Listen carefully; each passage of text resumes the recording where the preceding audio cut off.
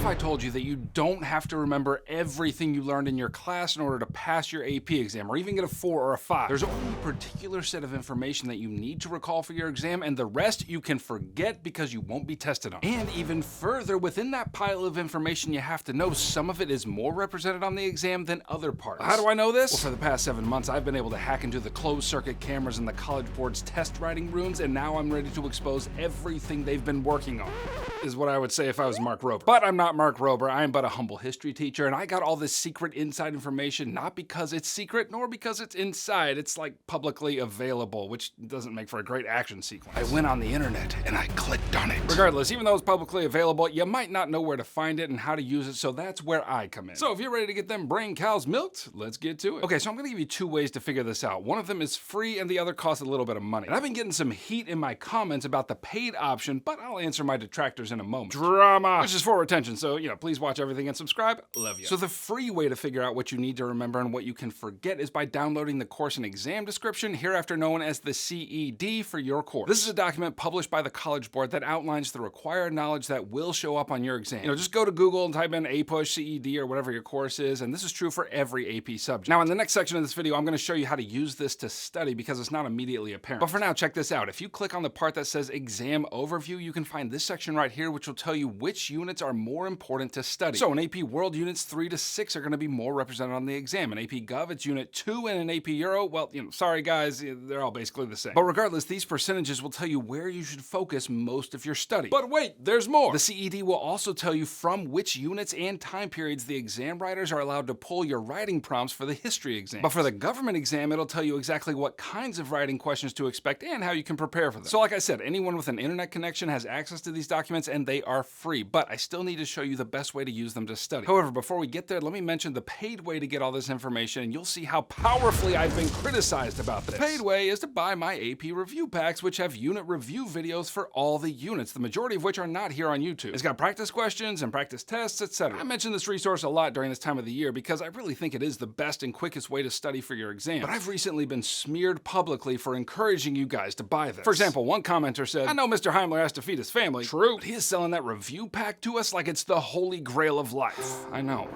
What started as just a fun activity in my damp basement has now turned me into a sellout. I mean, I was gonna mention that you should also get my vitamin supplements, which will deposit all the right answers directly into your brain and help you lose 5 pounds in the process, but I really need to think about my life choices.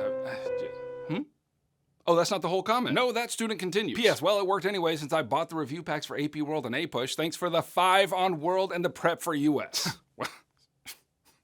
Anyway, enough about that. Let me show you how to use both of these resources to study. If you get the review packs, they don't really require any explanation. It's all laid out for you. You just go through it and you're golden. But if you want to go with the CED, let me show you the best way to use it. First, navigate to the topic you want to study. And here you'll find 4 very important sections. Here you'll see the theme for the topic, or in government, it's called the enduring understanding, which are connected to 5 big ideas. If I were you, I would organize my notes by these themes, and this will pay off huge for the writing sections, which I'll explain in a moment. You can find a list of those themes near the beginning of the CED, and these will repeat over and over again throughout the whole curriculum. So create a section of your notes for each theme and keep the content organized under each. And here's why this will help you, because when you get to the writing section of your exam, every prompt you see will come from one or more of these themes. So if you have to write about economic changes over time, then boom, you have all the economic information across the entire course in one place. And that could be a game changer for you. Okay, now let's move through the other parts a little more quickly. The second part to focus on is the learning objective. This is the broad question that you should be able to answer after you know all the information on this page. And it's a great way to study, like learn everything here, then try to answer this question. But what do you need to learn in order to answer that question? Well, this section right here, historical developments or in government essential knowledge. If it's listed here, you have to know it, especially if it's a proper noun. But if your teacher covered something that's not in here, you don't have to know it for the exam. But hold on, there's one more section to pay attention to, and that is the illustrative examples. Now, some of these historical developments are pretty specific, but others are kind of vague. And as a general rule, the vague developments are further refined by these examples over here. In other words, these are the specific pieces of evidence that illustrate the broad generalization over here. But look, you don't have to know all all of them. For example, here it says you have to know examples of economic imperialism in Asia and Latin America. Over here, you've got one example in Asia and one in Latin America. Okay, so good idea to know both of those. But here it says you need to know commodities that gave Western powers economic advantages. And over here, they give you 4 examples of that. But since it just says commodities, you really only need to know 2 of them. And it doesn't matter which 2, you just pick them. And if you already know another example that's not listed here, then just remember that. You won't be tested on exactly what's in these columns. These are just potential examples you could use, especially in your writing. Okay, so if you do that for the whole curriculum, you will be golden when exam day comes. But what's the best method for actually studying? Well, that video is right here, and you need to go there next. Also, you can click here to grab my AP review packs for APUSH, AP World, and AP Euro, and AP Gov. And I'll catch you on the flip-flop. Heimler out.